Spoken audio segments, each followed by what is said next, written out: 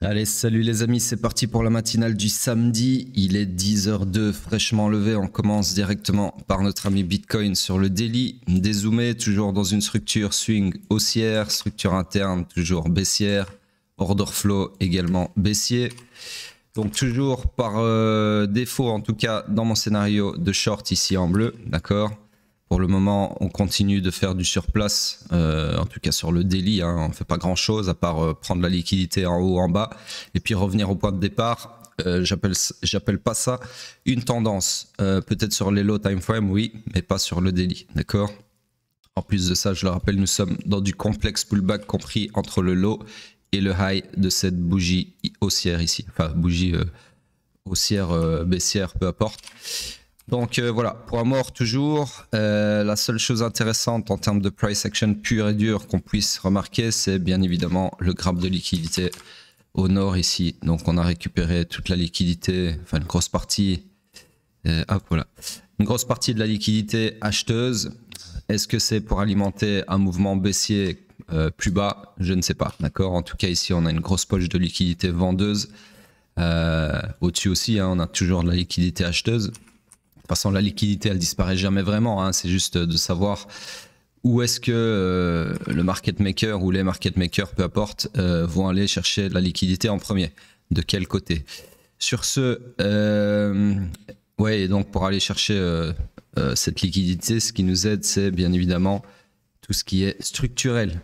Donc sur ce, je disais, on passe sur le H4. H4, je vais juste enlever ceci.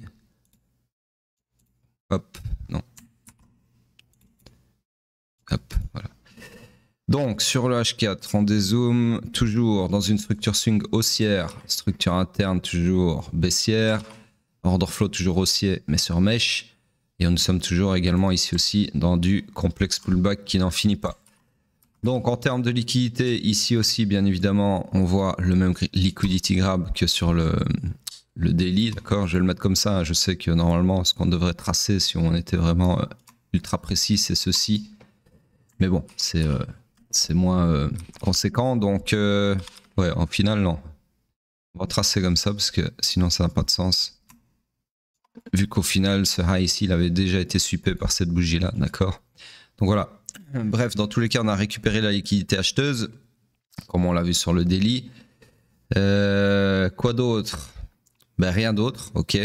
Alors ici, il y en a qui vont remarquer peut-être qu'il y a une supply qui s'est dégagée, d'accord, puisqu'on a clôturé en laissant du FVG. Mais ce n'est pas un POI. Où est-ce qu'il est mon... Attendez. Comment ça se fait que je vois pas mes templates? Ouais, si, ok, c'est moi qui suis juste mal... Non, c'est pas ça que je veux. Voilà, c'est moi qui suis juste mal réveillé. Donc je disais, il y a une supply ici qu'on pourrait shorter, mais malheureusement c'est contre l'order flow. Donc moi ça fait pas partie de mon plan, d'accord, en tout cas de ma stratégie. Je suis toujours l'order flow, donc là pour moi je cherche des longs, ok, puisque l'order flow est haussier, mais j'ai absolument rien à long là-dedans. Donc pour moi on est toujours dans une structure morte sur le H4, ok. Allez, on passe sur le M15. Laissez-moi juste cacher ceci. Hop, hop. Donc, toujours dans cette structure énorme.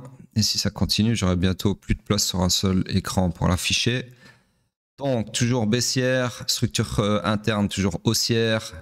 L'order flow est haussier pour le moment. Donc, nous sommes de retour dans le iron final du swing pullback. Donc, haussier sur le M15. On cherche donc des longs. Malheureusement, je pense pas. Ah si. Il y en a un là, mais ouais. J'allais dire, je ne pense pas qu'il y a de POI, mais en fait, vous en avez un ici, mais il nécessitera un retournement de l'order flow à la baisse pour se faire mitigate. Donc, ça m'intéresse pas trop ce genre de scénario, d'accord? Puisque l'order flow devra se retourner à la baisse pour venir taper dans le POI ici. Du coup, les longs seront moins high probability, seront même low probability, donc c'est pas le genre de scénario qui m'intéresse. Sur ce, on passe sur Ethereum puisque c'est le week-end. En daily. Donc, toujours dans une structure swing haussière, structure interne. Regardez, ouais, toujours haussière ici. L'order flow est baissier. Donc, on est toujours, jusqu'à preuve du contraire, dans le high pullback qui peut aller maximum jusqu'au low protégé interne qu'on a déjà sweepé ici. Donc, je vous avais dit sur ce sweep que c'était extrêmement bullish pour la structure interne du moins. Et pour la structure swing, nous sommes dans le swing run final, d'accord? Donc voilà, structure désalignée. On cherche des shorts, donc toujours dans le même scénario. Il n'y a absolument rien de plus à dire que depuis que je l'ai tracé, c'est-à-dire il y a maintenant, oui, 20 jours. Ça fait 20 jours que j'ai tracé ce scénario et que il se passe rien du tout, ok? On voit encore mieux sur Ethereum, je trouve, que sur Bitcoin, qu'il ne se passe vraiment rien. Donc voilà, pour le moment, c'est bon, regardez si en termes de liquidité, il y a quelque chose d'intéressant à souligner, mais ici, non, pas grand-chose, ok. Le dernier graphe de liquidité conséquent qu'on a eu, c'était ici, ok, comme ceci. Le reste, pour moi, c'est pas fou. Alors oui, on a eu un graphe de liquidité ici il y a quelques jours, mais bon. Je vais vous dire pourquoi il m'impressionne pas trop. Parce qu'on avait un high ici pas très loin, on n'a pas été le chercher. D'accord? Donc pour moi là, j'ai plutôt l'impression qu'on est en train d'accumuler de la liquidité acheteuse plutôt que d'avoir récupéré de la liquidité. Bref, de toute façon, c'est pas très important. Pour le moment, on cherche des shorts et c'est là-dessus ou nulle part ailleurs. Donc il n'y a rien à faire. Ok? Et bien sûr, ce graphe de liquidité-ci, je le garde bien à l'œil. Puisque, comme je vous avais expliqué dans la matinale à ce moment-là, en temps et en heure, il est assez bullish. Très bullish même, j'ai envie de dire. Reste à savoir si ça va se débloquer dans le bon sens. Donc, je vous fais quand même un petit rappel concernant ce graphe de liquidité. Si on ignore tout ce qui est... Enfin non, on ne peut pas vraiment ignorer ce qui est structurel. Donc, je vais vous expliquer ça une petite seconde. Donc, en gros, ici, ce qu'il faut comprendre... Sur ce graphe de liquidité, pourquoi est-ce qu'il est bullish? Parce que nous sommes, comme je vous l'ai dit, dans une structure, changer d'outil, hop, structure interne haussière, qui est comme ceci, d'accord? Avec son IBOS ici.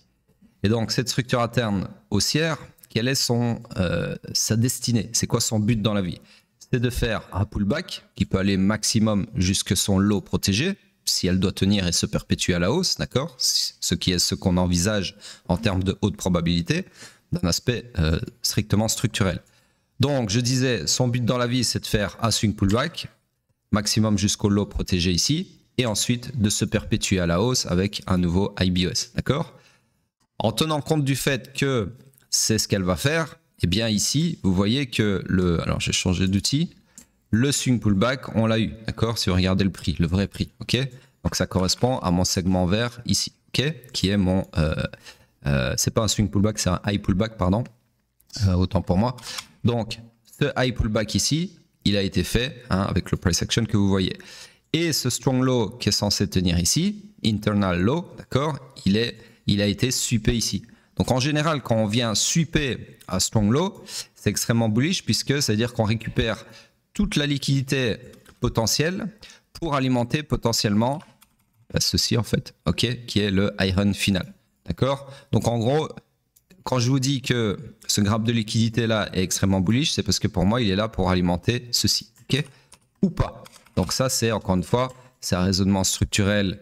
Bon, maintenant, pour effacer tout ça, ça va être une galère. C'est un raisonnement structurel, comment dire, théorique. D'accord? Ça ne veut pas dire que c'est ce qui va se passer, mais il y a de fortes probabilités pour que ce soit le cas. Maintenant, le seul truc qui me chagrine avant qu'on puisse comment dire, s'attendre encore plus à ce scénario ici de iron final, c'est que l'order flow est toujours baissier. Et il ne sera pas haussier, avant qu'on reprenne ici les 3400 et des bravets, d'accord? Puisque c'est l'endroit du point de choc futur haussier. Donc en gros, si on venait ici à casser ce high là, qui est le point de choc de retournement futur, eh bien nous serions sur un order flow haussier, d'accord? Et donc là, on aurait vraiment tous les voyants qui sont à la hausse pour dire qu'on va très probablement taper ceci. Okay, en tout cas, ceci d'un point de vue interne qui est l'accomplissement de la destinée interne, c'est-à-dire le run du week high interne. D'accord? Week high interne ici, strong high interne, strong low interne, pardon, ici. Ok. Voilà. Sur ce, pour le moment, on n'en est pas là, mais c'est pour ça que je vous disais que ceci est potentiellement très bullish. Alors, on va passer sur le H4 quand même. Donc le H4, lui, toujours fully aligned à la baisse, d'accord. Donc on cherche toujours des shorts. Et laissez-moi juste cacher ceci. Et pareil que sur le daily, on cherche des shorts, mais il se passe rien, ok. Donc voilà, point mort. Le seul truc que je puisse faire, c'est agrandir cette structure. Comme ceci. Agrandir le POI. Et c'est tout. Rien de plus à faire. Honnêtement, il ne se passe rien. Là, c'est vraiment des endroits où vous ne devez même pas vous dire ouais, est-ce que je vais long, est-ce que je vais short? Non. À moins que vous fassiez, que vous soyez un trader aguerri et que vous fassiez de l'intraday ou de l'intrasession, voire du scalp. Là, ok. Mais quelqu'un qui fait du swing ou encore pire, du hodl, c'est pas du tout le moment de se placer ou de réfléchir à se placer. Ok.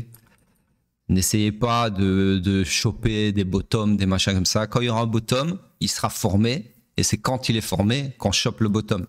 C'est pas de choper le bottom sur un couteau qui tombe, en rattrapant un couteau qui tombe. Ça, c'est ce qu'on fait quand on n'y connaît rien en analyse technique, en trading, appelez ça comme vous voulez.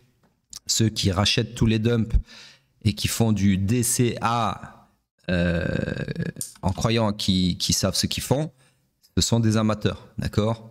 Alors maintenant, ça peut fonctionner. Mais il faut arrêter de croire que ces gens-là savent ce qu'ils font, ok? Tout ce qu'ils font, c'est racheter des couteaux qui tombent. Et puis, forcément, il y a un moment où le couteau, il arrête de tomber. Il ne peut pas tomber au 3e sous-sol. Un couteau, quand il tombe, il y a un moment, il s'arrête sur le sol. Il ne peut pas tomber au sous-sol, d'accord? Donc, à un moment donné, ces gens-là ont raison. Et ils vous disent tout fièrement, j'ai chopé le bottom. Non, tu n'as pas chopé le bottom, tu as simplement chopé le couteau quand il a atteint le sol, ok? Mais avant ça, tu t'es ramassé combien de drawdown à essayer de choper le couteau quand il tombait. Bref, vous avez compris. En gros, sur ce, on passe sur le weekly, puisque la clôture est dans 1 jour et 15 heures. Là, je crois qu'on était déjà dimanche. Donc, ouais, samedi, donc demain,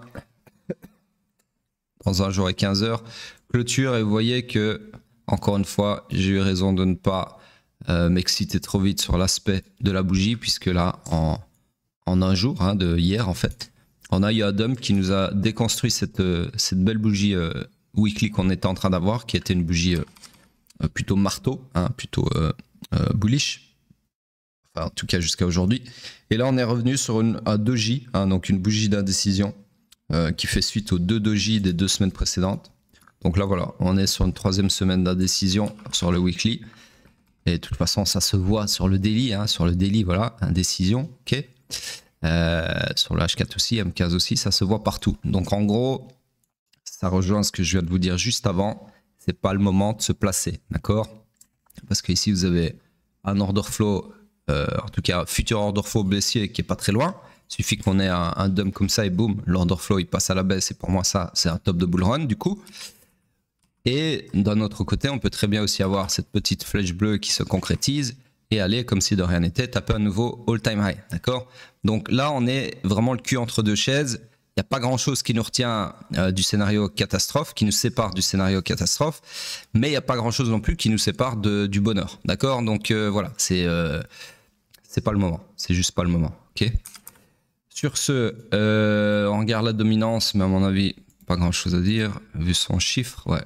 Dominance qui nous fait toujours souffrir. Pour le moment, rien à dire de plus que ce que j'ai déjà dit dans les matinales précédentes. Sur ce, les amis, je vous dis bon week-end et à plus tard.